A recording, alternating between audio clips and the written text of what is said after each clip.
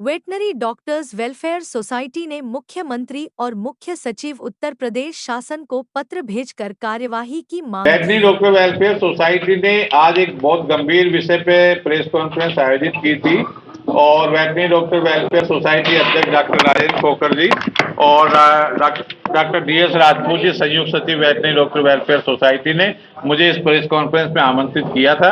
मैं as doctor Manoj Kumar अध्यक्ष पशु चिकित्सा संघ आगरा की हैसियत से इस प्रेस कॉन्फ्रेंस में शामिल हुआ हूं और इन्होंने चूंकि कहा था कि आप अपना वक्तव्य भी जारी करें तो मैं अपना वक्तव्य दे रहा हूं। मित्र बंधुओं, 10 दिसंबर को भी सोसाइटी ने एक प्रेस कॉन्फ्रेंस की थी जिसमें ये उजागर किया गया था हमारे द्वारा कि हमारे जो प्रमुख सचिव महोदय हैं श्री K रविंद्र नायक जी, ये भ्रष्टाचार और चोरी जिसने अगर करी हो तो उसको इतना पसंद करते हैं कि उसे तुरंत सेवा विस्तार दे देते हैं।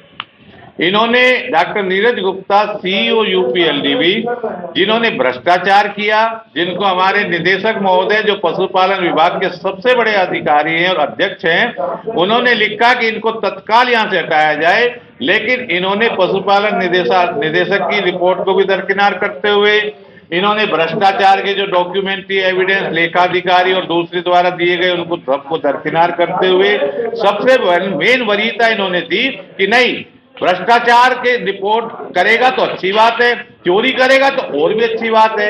इन्होंने उसको एक्सटेंशन दे दिया, जिसके उपलक्ष्य में 10 दिसंबर को पुलिस कॉन्फ्रेंस, उसका नतीजा ये निकला कि प्रकरण माननीय मुख्यमंत्री जी तक पहुंचा, लेकिन शायद माननीय मुख्यमंत्री जी कार्यालय के अधिकारियों द्वारा माननीय मुख्यमंत्री जी को नहीं बताया गया, क्योंकि उन्हें बताया गया होता तो निश्चित रूप से एक्शन लिया गया होता। लेकिन एक्शन हुआ मेरे ऊपर और मुझे सस्पेंड कर दिया गया है। सस्पेंड करने में प्रमुख सचिव महोदय जो ऑर्डर लिखते हैं वो लिखते हैं कि आपने शासन की नीति का विरोध किया है। प्रेस कॉन्फ्रेंस में हमने किसी शासन की नीति का विरोध नहीं किया। शासन की नीति तो यह है कि भ्रष्टाचार मुक्त हो, शासन की नीति तो यह है कि माननीय मुख्यमंत्री जी जीरो टॉलरेंस है भ्रष्टाचार के ऊपर। हमने तो ये कहा था कि भ्रष्टाचार हुआ और भ्रष्टाचार का इनाम प्रमुख सचिव महोदय ने किया है, यानी कि माननीय मुख्यमंत्री जी की नीति का पालन तो K रविंद्र नायक जी ने नहीं किया। K रविंद्र नायक जी की नीति है कि नहीं, भ्रष्टाचार करो इनाम पाओ। हमने तो इस पे किया था, लेकिन हमें उसके लिए उन्होंने कहा कि नहीं, आपको भ्रष्टाचार की नीति का पालन करना चाहिए था, इसलिए आपने विरोध कर दिया, इसलिए मुझे सस्पेंड कर दिया। यानी कि मैंने भ्रष्टाचार की नीति का मुझे विरोध नहीं करना चाहिए था। नेक्स्ट चीज, 2-3 दिन पहले पता लगा कि माननीय K रविंद्र नायक जी तो गो तस्कर भी बहुत बड़े हैं। गो तस्कर भी गो तस्करी कराने वाले आरोपियों को संरक्षण देते हैं। 2017-18 में विदेश जाने वाले गाय के मीट के कंटेनर, जिनमें हजारों गायों की मीट था, वो पकड़ा गया। उसका मीट परीक्षण हुआ फोरेंसिक लैब में। फोरेंसिक लैब में लिख के आया है कि गाय का मीट था। उन मीट के साथ जो कागज जा रहे थे वो कागज ये जा रहे थे कि ये भैंस का मीट जा रहा है। माननीय मुख्यमंत्री जी चूंकि गोकसी पर लगाम लगाना चाहते हैं, तो गोकसी पर लगाम लगाने की नीयत से उन्होंने एक जांच टीम गठित की, SIT गठित की, और SIT का अधिकारी भी कोई छोटा मोटा अधिकारी नहीं बनाया। DIG साहब बनाए गए, जिनका कार्यालय गोमती नगर लखनऊ में है। DIG साहब ने 2019 में पशुपालन विभाग से समस्त कागजात मांगे, समस्त डॉक्यूमेंट मांगे। पशुपालन विभाग ने उन्हें डॉक्यूमेंट उपलब्ध कराए।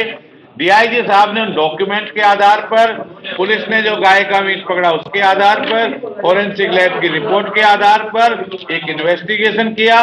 जांच रिपोर्ट तैयार हुई। जांच रिपोर्ट में पशुपालन विभाग के अधिकारी को जो दोषी पाया गया। हमारे प्रमुख सचिव साहब मुख्यमंत्री जी कुछ नहीं मानते हैं। हम तो मानते हैं मुख्यमंत्री जी आपको, प्रदेश की जनता भी मानती है, लेकिन ये नहीं मानते माननीय मुख्यमंत्री। क्यों नहीं मानते? क्योंकि जिसकी आपने जांच समिति बनाई, जिस DIG को आपने जांच समिति का अध्यक्ष बनाया, उसकी जांच रिपोर्ट को तो प्रमुख सचिव महोदय ने ऐसे फेंक दिया। और फेंकने के बाद फिर पता क्या, फेंकने का मतलब कि इसका कोई एक्शन नहीं लिया गया और एक बहुत छोटे से अधिकारी पशुपालन विभाग के, उनको जांच दोबारा से जांच दे दी। होता यह है कि यदि किसी जांच समिति से कोई संतुष्ट नहीं है तो उससे बड़े अधिकारी को जांच दी जाती है। यानी कि डीआईजी के द्वारा जांच से संतुष्ट नहीं थे तो आईजी को देते, डीजीपी को देते, सीबीआई को देते या किसी और को देते, या अगर हमारे विभाग में दी जानी थी तो कम से कम डीआईजी रैंक से ऊपर के अधिकारी को दी जानी थी। इन्होंने एक जिला स्तरीय छोटे अधिकारी को जांच दे दी। उस जिला स्तरीय अधिकारी ने क्या लिखा कि मीट तो गाय का था साहब, हाँ मानते हैं, लेकिन गाय के मीट को इन्होंने भैंस के मीट का लिख दिया। ये तो और भी अच्छा काम किया, यानी कि सही किया। इन्होंने गाय के मीट को भैंस का मीट बताने वाले लिखने वाले अधिकारी को क्लीन चिट देकर वो क्लीन चिट रिपोर्ट प्रमुख सचिव महोदय को भेज दी। वो सारी रिपोर्ट इसमें है। प्रमुख सचिव महोदय ने कहा, अरे भाई वाह, ये तो बहुत बढ़िया तरीका है, गाय के मीट को भैंस का मीट बताने का, तस्करी कराने का, इसमें तो लाखों करोड़ों के वारे न्यारे होते होंगे। तो प्रमुख सचिव महोदय ने सोचा कि गाय की मीट की तस्करी तो और ज्यादा उच्च लेवल पर कराई जानी थी, अभी तो छोटे लेवल पे है। उन्होंने उस अधिकारी को प्रमोशन दे दिया, उसके प्रमोशन के कागज भी इसमें लगे हुए हैं। हमारा कहना यह है कि आरोपी वो नहीं है जो कागज बना रहा है गाय के मीट को भैंस के मीट का, नहीं। मुख्य आरोपी वो है जो इस काम को करा रहा है, इस काम को कराने का इनाम दे रहा है। तस्करी कराने वाले को इनाम किसने दिया? श्री के रविन्द्र नायक, प्रमुख सचिव पशुधन ने। मुख्य आरोपी कौन है? श्री के रविन्द्र नायक, प्रमुख सचिव पशुधन। मुख्यमंत्री जी की गो तस्करी को चैलेंज कौन कर रहा है? श्री के रविन्द्र नायक, प्रमुख सचिव। मुख्यमंत्री जी की गो कसी के रोकने को ठेंगा कौन दिखा रहा है? श्री के रविन्द्र नायक, प्रमुख सचिव महोदय। माननीय मुख्यमंत्री जी से आपके माध्यम से निवेदन है कि तत्काल गोवध अधिनियम की धाराओं के अंतर्गत मुकदमा पंजीकृत कराकर श्री के रविन्द्र नायक, प्रमुख सचिव को जेल के अंदर डाला जाए। और पुलिस से निवेदन है कि एडवांस तरीके की इंटेरोगेशन इनसे हो और इन्होंने जो गलत सलत तरीके से जब संपत्ति कराई है, इनकी सारी संपत्ति की जांच हो, इनके पुत्र के नाम, पत्नी के नाम, रिश्तेदारों के नाम। और तीसरा निवेदन आप लोगों के माध्यम से यह है कि यदि माननीय मुख्यमंत्री जी इतने सारे कागजी एविडेंस होने के बावजूद, डॉक्यूमेंट्री सबूत होने के बावजूद, डीआईजी गोमती नगर की जांच रिपोर्ट के बावजूद भी यदि प्रमुख सचिव महोदय को पशुधन विभाग से हटाकर अगर इनके खिलाफ मुकदमा पंजीकृत नहीं कराते हैं तो माननीय मुख्यमंत्री जी, प्रदेश की सरकार ने गो तस्करी, गो कसी रोकने के लिए आपको मुख्यमंत्री बनाया है। हमने भी आपकी गो कसी रोकने की तो कोई कदम उठाए हैं। कृपया करके गो कसी कराने के आदेश कर दीजिए और गो कसी कराने का एक अलग महकमा बना दीजिए और प्रमुख सचिव को उसका प्रमुख सचिव बना दीजिए और इनको टारगेट दे दीजिए कि अधिक से अधिक गो कसी कराए और जो अधिकारी गो कसी कराएगा उसको प्रमोशन दिया जाएगा। माननीय मुख्यमंत्री जी, कृपया करके हमारे साथ न्याय करें। अगर हमारा अधिकारी गो तस्करी कराने वाला होगा तो हम गो तस्करी कैसे रोक देंगे? अगर डीआईजी की रिपोर्ट को, गो तस्करी की रिपोर्ट को अगर गड्ढे में फेंक दिया जाएगा तो पुलिस का सब इंस्पेक्टर कैसे गाय के मीट की ट्रक को रोकेगा?